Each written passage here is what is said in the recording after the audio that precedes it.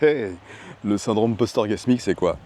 Le syndrome de malaise post-orgasmique, c'est quoi? En fait, c'est tout très simple. C'est lorsque, après un orgasme ou après une éjaculation, tu t'effondres littéralement, ton système nerveux s'effondre littéralement et tu rentres en inflammation multisystémique.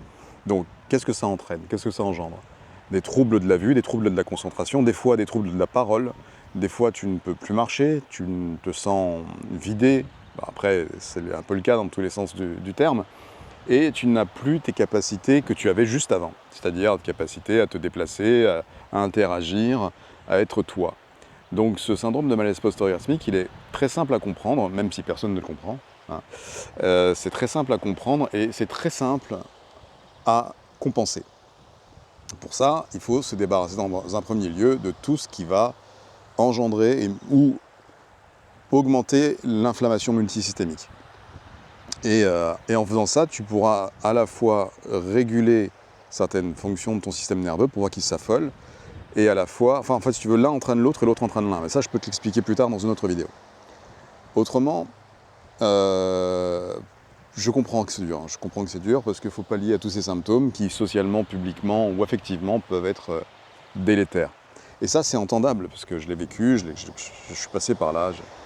J'ai pendant des années refusé même des rapports avec les femmes parce que c'était très compliqué de leur expliquer pourquoi. Pourquoi? Je peux pas t'expliquer pourquoi, parce que quand je t'explique, tu comprends pas. Et c'est normal que tu comprennes pas, parce que les femmes qui ne sont pas concernées par ce genre de défaillance peuvent difficilement se mettre à la place de leur conjoint. Après, maintenant, il y a des femmes qui sont concernées. Hein. C'est juste qu'elles n'ont pas forcément fait le lien. Mais pour revenir à toi, ce syndrome d'effondrement intérieur, hein, du coup, je le comprends totalement. Je sais exactement ce que ça engendre, parce que je l'ai traversé. Et je sais exactement comment faire pour te sortir de là. Donc si tu vois un lien autour de cette vidéo, et encore une fois, tu cliques hein, si tu veux trouver une issue. Autrement, je ne peux pas te conseiller de rester dans cet état de chaleur, de problèmes de transpiration excessive, de problèmes de concentration, de problèmes de vue, de problèmes de douleur tendineuse, je ne peux pas te laisser là-dedans, en vrai. C'est pour ça que je te fais cette vidéo. Mais c'est toi qui as le libre choix définitif d'interagir ou pas pour pouvoir avoir accès à quelque chose de mieux.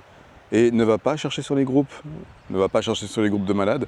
Le seul truc que tu vas trouver sur un groupe de malades, c'est la communauté que tu recherches pour te sentir moins seul. Mais je te le dis, tu n'es pas seul de toute façon, mais c'est pas sur les groupes de malades que tu trouveras la solution.